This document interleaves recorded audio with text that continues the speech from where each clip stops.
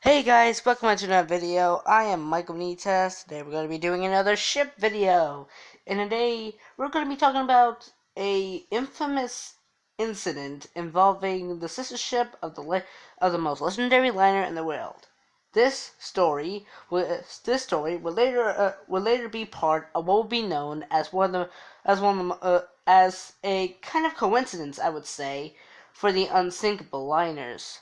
This story is about the HMS Hawke and the RMS Olympic collision. Let's begin the story of this incident. September 20th, 1911. The ocean liner RMS Olympic is sailing through the Solent from Southampton to New York. She is the first of the Oceanic-class liners. Her sister would be the infamous RMS Titanic, and her third sister would be RMS Gigantic, later named HMS Britannic. Sailing in the opposite direction of Olympic is the British protective cruiser HMS Hawke. Hawke is an Edgar-class protective cruiser built in 1891, and she was built with a bow specifically built for ramming other ships. Unlike Hawke, who has been in service for quite a while, this was Olympic's fifth voyage, judging that her main voyage was in early year of the year of 1911, the same year of this incident. However, when Olympic turned to starboard, something happened. The following event will later cause conspiracy to what will later happen to Titanic, but what I will say next is a testimony of the passengers. The testimony of the passengers claimed that the Hawke turned into Olympic. Both captains of both ships tried to take an evasive action. However, it was too late. HMS Hawke and RMS Olympic had collided.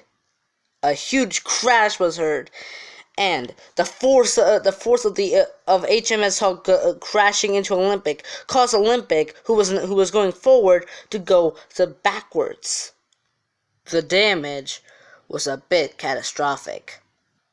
Hawke's ram-designed bow had punctured Olympic's hull in two places, one above the waterline and one below the waterline, and the force of the ship being drove backwards by the collision caused her propeller shaft to be twisted. This was the only damage to Olympic. As of HMS Hawke, well, it wasn't pretty. Her bow, Hawke's bow, was literally destroyed, and she nearly capsized. But for somehow reason, she kept afloat, and both ships were able to sail under their own power. There were no injuries and no deaths aboard both ships. However, when both ships reached port, the investigation was soon held. What caused two ships sailing parallel to each other to collide? This was pretty serious for the White Star Line, as Olympic was just a mere passenger liner, while Hawke was a warship, a very important to the Royal Navy, and it was keen to find out what had caused this accident. From the passengers aboard Olympic, Hawke had turned intentionally into Olympic's side.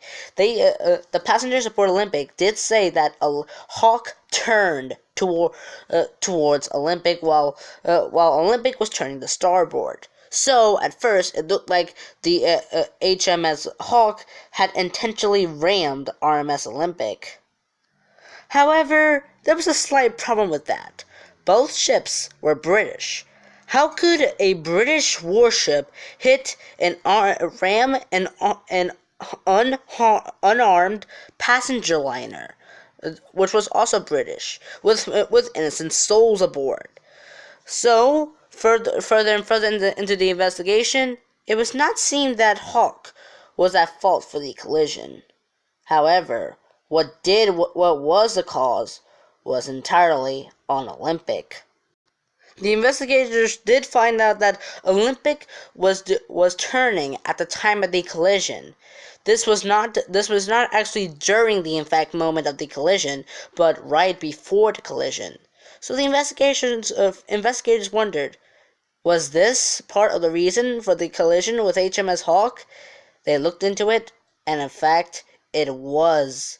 During Olympics turning, her mass size caused a suction of water, which would happen when a ship would sail on its sides of water would cause suction, and whenever it would turn, it would cause the water to bounce down a little. It would cause suction, and this happened to HMS Hawke. The captain did say that he felt overwhelmed by the huge suction from Olympic and didn't have enough time to evasive action. Hawke was intentionally not at fault for the collision. She had no time. It was in fact Olympic's fault for the collision. Olympic herself was able to survive with 2 compartments flooded. However, the damage had to be repaired. But as for HMS Hawke, due to her extensive damage, the White Star Line had to pay the Royal Navy for what happened to Hawke. The White Star Line had to pay large bills to the Royal Navy for the damages for Hawke, and also the damage to Olympic was quite extensive in money. Also, to think of it, it had to take 2 weeks for Olympic to be brought back into service, and they had to do it quickly because White Star's rival Cunard had been a leading battle for the best and safest ship afloat, with the Lusitania and the Mauretania. However, White Star Line made a decision that would make fate happen.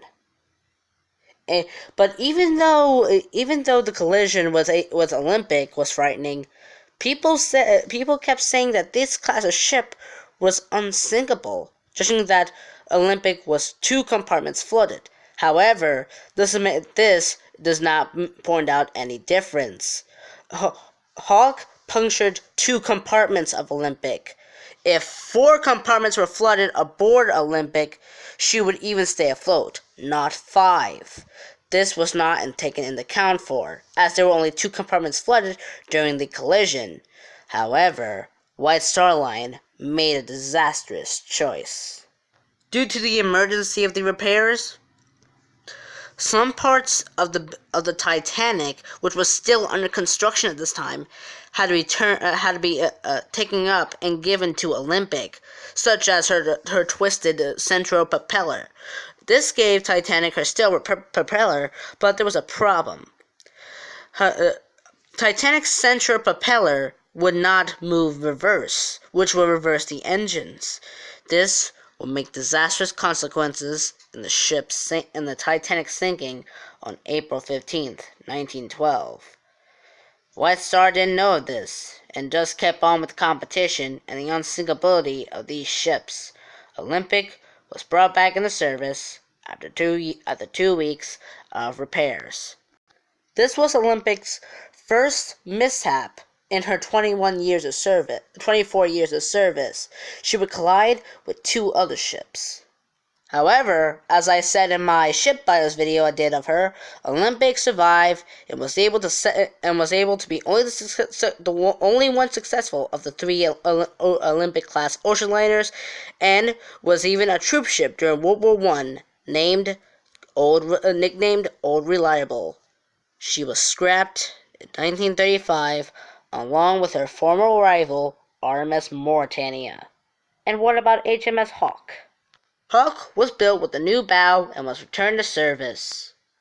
On October 15, 1914, while serving the 10th Cruiser Squadron and receiving mail from a sister ship, HMS Hawke was torpedoed by the submarine U-9 and capsized quickly.